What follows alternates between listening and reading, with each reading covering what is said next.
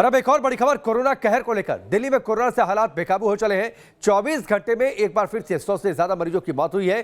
Corona से 111 मरीजों की मौत हुई है।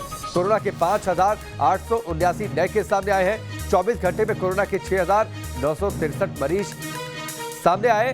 जो अब तक कोरोना के 5 लाख से ज्यादा मामले सामने आ चुके हैं सिर्फ दिल्ली के अंदर। इस वक्त की बड़ी खबर, कोरोना की बेकाबू होती रफ्तार लगातार दिल्ली में दहशत बढ़ा रही है। एक बार फिर से दिल्ली में मौतों का आंकड़ा 100 के पार चला गया। कोरोना से पिछले 24 घंटे में 111 मरीजों की मौत हुई है। 5,879 नए केस सामने आए। हालांकि इस दौरान रिकवर हुए मरीजों की संख्या जो कुल संक्रमण के केस आए उससे ज्यादा रही। 24 घंटे में कोरोना के 6,963 मरीज ठीक भी हुए। तो ये बड़ी खबर है।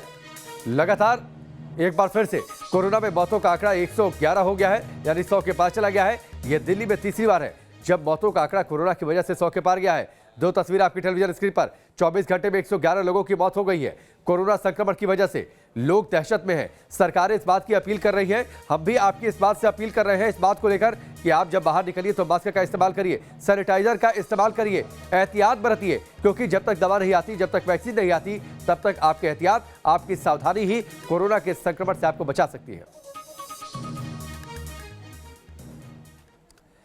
आपको दिखाते हैं कुछ तस्वीरें किस तरीके से जो कोरोना की तीसरी वेव है लोगों को डरा रही है, लोगों को परेशान कर रही है। 5 दिन में कोरोना का ग्राफ दिल्ली के अंदर आप देखिए। 21 नवंबर को 111 मौतें हो गई, 20 नवंबर को 118 मौतें हुई है, 19 नवंबर को 98 मौतें हुई है, 18 नवंबर को 131 मौत और 17 नवंबर को 99 मौत। यानी पिछले 3-4 दिनों में आप देखिए ये तीसरी बार है जब मौतों का आंकड़ा 100 के पार चला गया। इसके साथ ही हम उत्तर प्रदेश की बातचीत करें, जिस तरीके से 4 बड़े शहरों में, 4 बड़े राज्यों में भी इसका कहर टूटा है। उत्तर प्रदेश में अगर हम नीचे से देखें, 17 तारीख को 19 मौत हुई थी, इसके बाद 18 को 29 मौत हुई, 19 को 39 मौत हुई है, 20 नवंबर को 20 मौतें हुई हैं, इसके साथ ही 21 नवंबर को 24 मौत हुई है। यानी जो मौतों का आंकड़ा है वो लगातार वो ग्राफ बढ़ रहा है। मध्य प्रदेश की तस्वीर हम आपको दिखाते हैं। 17 को 10 मौतें, 18 नवंबर को 13, 19 नवंबर को 14 मौत, 20 नवंबर को 9 मौत और 21 नवंबर को 11 मौतें हुई हैं। तो ये मध्य प्रदेश की तस्वीर है। इसके साथ ही राजस्थान का भी जो आंकड़ा है वो हम आपके सामने रखते हैं किस तरीके से अब पिछले 24 घंटे में यहाँ पर 16 मौतें हुई हैं, फिर 14, 15 यानी 10 से ऊपर लगातार मौतों का आंकड़ा बना हुआ है। इस वक्त 3 सहयोगी हमारे साथ जुड़ चुके हैं, उनका रुख कर लेते हैं। दिल्ली से हमारे सहयोगी मोहित बख्शी जुड़ चुके हैं, अहमदाबाद से पूरा पटेल जुड़ चुके हैं, इसके साथ ही जयपुर से हमारे संवाददाता लाल सिंह फौजदार हमारे साथ जुड़ चुके हैं। सबसे पहले मोहित, मैं आपके पास आता हूं। तीसरी बार मौतों का आंकड़ा 100 के पार, 111 मौतें हुई है, यह आंकड़ा डरा रहा है।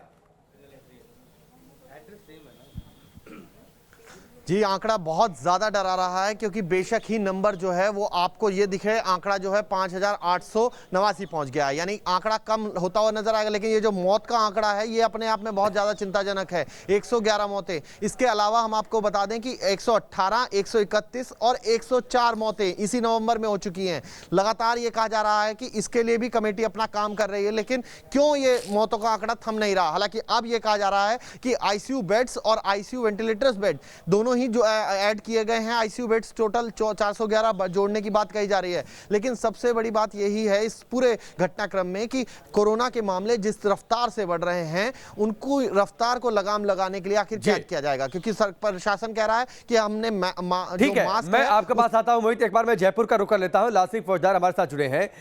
जयपुर में भी स्थितियां चिंताजनक है। लाल सिंह, लोग क्या एहतियात बरत रहे हैं, लोग क्या सतर्क हो रहे हैं? देखिए राकेश, बिल्कुल आपने ठीक कहा है कि राजस्थान में तो मानो कोरोना का एक बार विस्फोट हो गया है। दीपावली के बाद लगातार यहाँ जिस तरह केस की संख्या बढ़ रही है, कल की बात करें 3007 केस आए हैं जो अब तक के रिकॉर्ड इतिहास में सर्वाधिक हैं। मौत का ग्राफ तेजी से बढ़ रहा है। लिहाजा राकेश मैं ध्यान दिलाना चाहूँगा कि राजस्थान सरकार एक बार फिर गंभीर कदम उठाने जा रही है।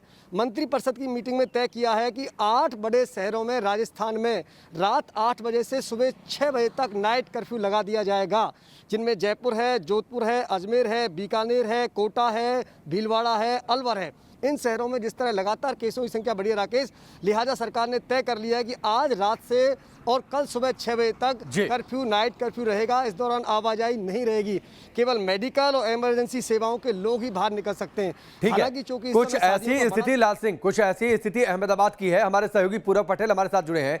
पूरब बताइए, वहां भी कंप्लीट कर्फ्यू चल रहा है ताकि कोरोना की रफ्तार पर लगाम लगाई जा सके। क्या जानकारी, क्या अपडेटेड रिपोर्ट कोरोना संक्रमण को लेकर?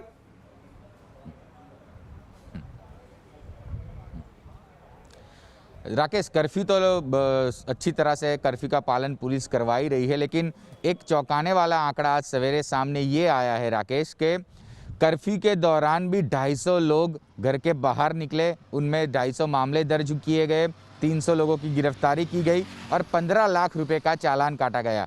ये आंकड़े ज़रूर आपको डरा रहे, क्योंकि बताया है सरकार ने कि अहमदाबाद में अगले 2 दिनों तक संपूर्ण कर्फ्यू रहेगा, फिर भी आप किसी न किसी बहाने से घर के बाहर निकलते हैं। दूसरी चौंकाने वाली बात राकेश ये है कि अहमदाबाद के करीब 50 से ज़्यादा पेशेंटों को आसपास के इलाकों में भर्ती करवाया गया है। यानी जो पिछले 2 दिनों से अहमदाबाद में आईसीयू बेड और वेंटिलेटर बेड की कमी दिखाई दे रही थी, वो अब साबित होती हुई नजर आ रही है। तो जाहिर है तौर पर पूरब, और आपने जो पहली जानकारी दी, कितने चालान काटे गए, लोगों को गिरफ्तार किया गया, ये इस बात की तस्दीक करती है कि लोग लापरवाह हैं और इसी वजह से कोरोना की ये वेव लोगों को डरा रही है और इसी वजह से संक्रमण की रफ्तार पर लगाम नहीं लगाई जा पा रही है। आप सबका बहुत बहुत शुक्रिया हमसे जुड़ने के लिए। यहां पर रुकेंगे ब्रेक के लिए, बहुत जल्द वापस लौटने।